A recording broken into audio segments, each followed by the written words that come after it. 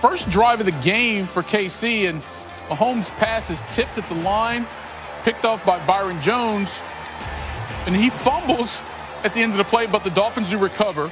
Only the third interception of the year for Mahomes, but it would not be his last in this game. Under pressure here. Not an interception, but a huge loss inside the 5-yard line. Loses 30 yards on that sack, and then this one is picked off by Eric Rowe. 2 picks in the first quarter for Mahomes. The Dolphins would take a 10-0 lead, but then Mahomes like, yo, we are down, but we are far from over. Travis Kelce, he's open. We say that a lot. Chiefs would end up taking a 14 lead at the half, third quarter. Dolphins with the punt to McCole Hardman. And he had a lane, he had blockers, and he had all the speed. 67-yard touchdown as the Chiefs roll off 28 unanswered points. It would actually be 30 unanswered by the time we pick up with Tua right here. Looking for Mike Gesicki.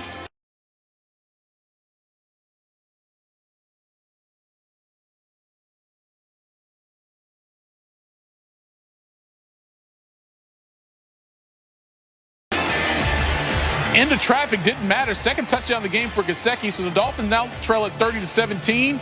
Tua not done. Sneaks it in from a yard away. It's now a 30-24 game. Chiefs ensuing possession. It's 4th and 1, and they go for it. And Mahomes to Tyreek Hill.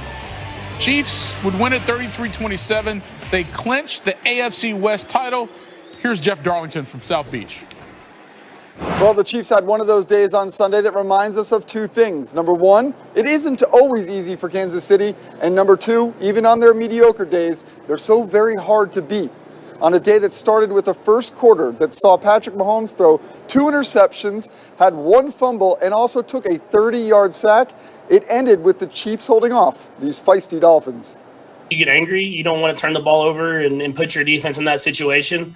At the same time, I have the ultimate confidence in the guys around me that we're going to keep battling and find ways to win football games. And kind of like I said, our defense kept us in the game.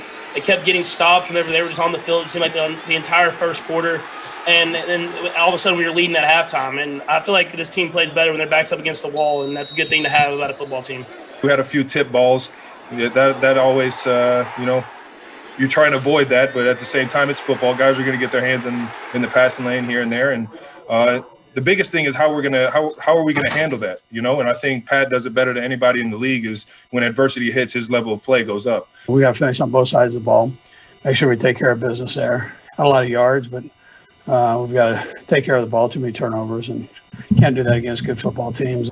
Perhaps the Dolphins could have better benefited from the Chiefs' miscues if they weren't so injury depleted on offense. Regardless, Mahomes still had 393 yards, and the Chiefs locked up the AFC West. Now they can spend the rest of their regular season focusing on locking up that ever-important number 1 seed. In Miami Gardens, Jeff Darlington, ESPN. All right, look, I know we've been hyping up this Chiefs offense for a while now, but I still feel as if some of y'all don't quite understand what KC's been doing. I think this should help. Over the last 2 seasons, including the playoffs, KC has 8 wins when trailing by double digits. That's the most in the league. They've scored 20 or more unanswered points in a game 12 times. That's tied for the most.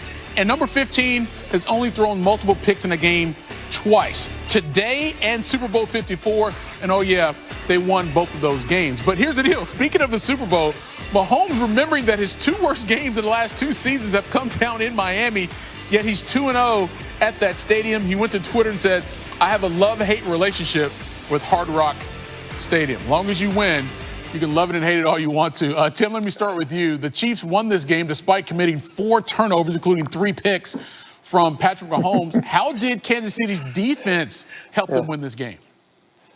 Well, listen, they played complementary football, and the mark of a good team is when, one phase of your team is not playing well, the other group steps it up. And that's what happened. We saw the special team score. Obviously, that helps when your offense turns it over 4 times. But defensively, Steve Spagnuolo has that group getting better, which is kind of what he's done throughout his career. They maybe start slow defensively, but they get it going. It's a split zone run by Miami here. Offensive line working the left. The tight end's going to dig out to the right. the back wants to cut it back to the right, but Chris Jones gets so much penetration early that the back has to try to bounce it outside, and then there's Mike Dana for the tackle for loss.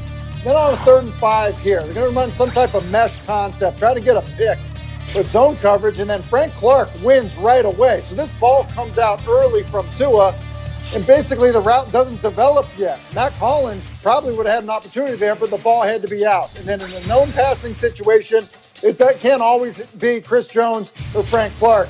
This time it's Deshaun Wharton who gets to Tua.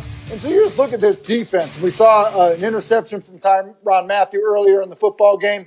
They came to play. They really did. And I think that if this team can get that type of effort and that kind of disruption defensively to go with that offense you were just talking about, Michael, then we different than the AFC, the NFC.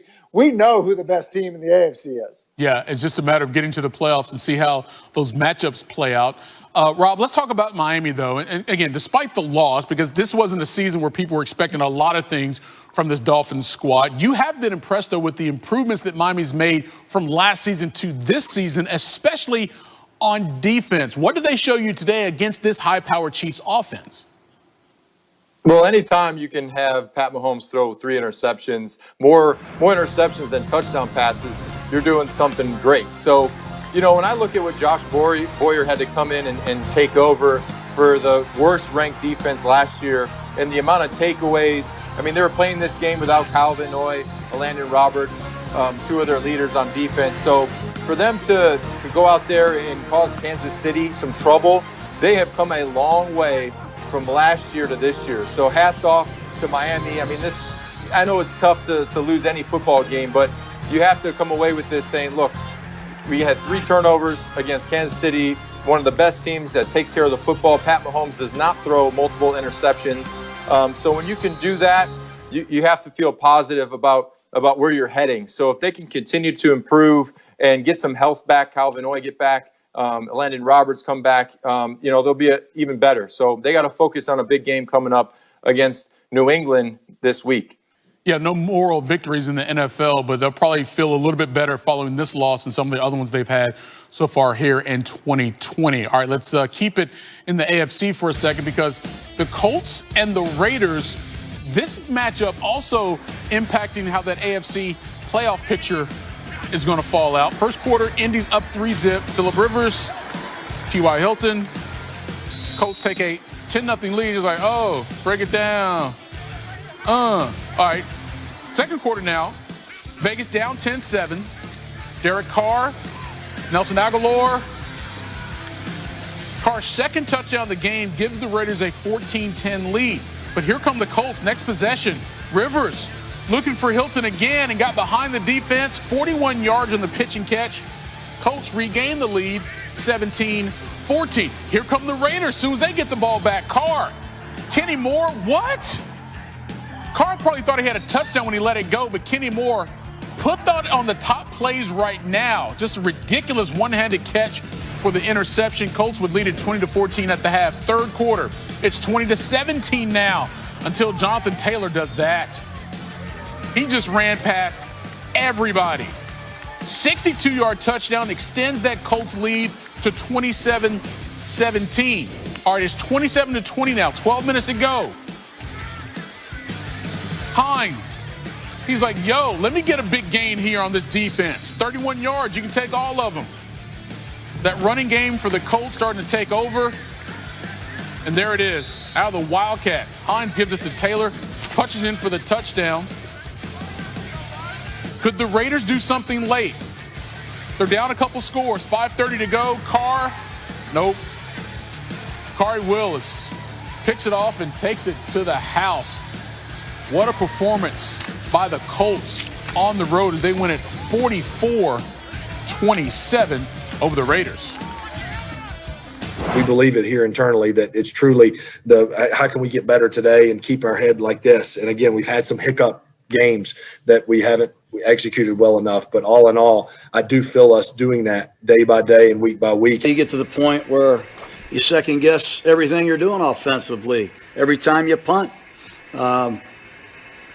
It's tough right now, but you have to stay confident that your players are going to put it together like they did in Kansas City. To be a championship team and a playoff team, you have to be a good football team in all three phases. We can't worry about the playoffs and who's winning and losing around the league. We got to take care of our business. I don't want to hear any more playoff questions. We got to take care of our business, try to find a way to win our 8th football game. All right, Tim, that offensive performance from the rushing game there in Indy was really impressive in this win over the Raiders. But how was it so impressive? What were they doing to get those big runs for their running backs? Well, so they're good up front. But I think it's one of the strengths of their football team. Their speed on defense is probably the number one thing. But you look at the rest of their team, their next strength is that offensive line. It's a good group. And much like Rob was talking about with Tom Brady being protected, when Phillip Rivers is protected, he looks like a much younger player than he is now. Some of it off of play action, but when he has room to climb in the pocket, he can be as good as anybody. And, when that gets T.Y. Hilton going, similar thing here. Again, not that it's clean, back's got to chip a little bit on the way out, but it's clean pocket, able to climb, and Phillip Rivers can do a lot of damage. And then the run game, Michael, as you mentioned, the run game is about green grass and angles, and they have it, and then you pair that with good guys up front getting movement. Look at this. This is not down in two-hand touch. Jonathan Taylor just, hits it, and the guys up front did a tremendous job. And so I think, it's one of these things that does make Indianapolis a pretty dangerous team because they do have a really good offensive line. They do have a ton of speed defensively. And you see when they put that together, what the performance can look like. And the Raiders felt the brunt of that. Rob, Tim pointed out a good thing there in terms of getting space for those running backs in Indy. When you give Taylor and Hines that much room, they've got the speed to get past you pretty quickly, as we saw in that highlight. What did you see from that Colts running game? Look, a rookie, Jonathan Taylor, is very explosive. 21 years old. He's fresh. They say he's, a young running back. He is definitely a fresh young running back. So when he gets the ball, he makes a cut and he goes north-south with speed. So when you have the ability to move that offensive line, move defenders backwards and open up these holes, you see the piano key here on defense. I mean, piano key, like defenders are all over the place. When you're able to have a running back that can hit the hole, get downhill, accelerate, that's when you run into trouble. And then you mix in your play action pass. That is a tough recipe. And Tim talks about the Colts being able to be a tough football team.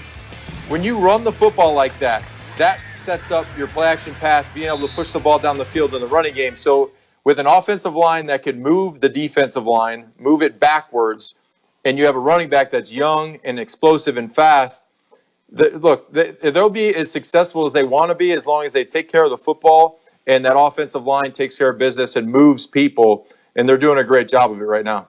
All right, so I mentioned it had some playoff implications on that game. Let's take a look at the AFC playoff picture right now. The Chiefs clinched the division yet again with their win over Miami, their 5th straight AFC West crown. But the Dolphins' loss was the Steelers' win because they've got this primetime game coming up against the Bills, but they've already clinched a playoff berth with Miami's loss. You see the Bills leading the East. Titans got it down in the South right now, but Browns, Colts, Dolphins all in the wild card mix right now with Ravens, Raiders, Patriots still, believe it or not, with a chance. All right, so we got 2 teams in the AFC with only 1 loss right now before the Steelers play tonight, Tim. But you said there's one team clearly better than the other one. I assume that's Kansas City. But how do you see this entire AFC picture playing out right now? Well, I do think Kansas City is the best team in the AFC. Looking at that list, look, I think all of those division winners or leaders right now, like they're good enough to go to the Super Bowl. All of those teams right now that we see at the top of their division can do it. And then I would say this, the Colts that are, in that wild card mix, they are a team that, I think could get hot.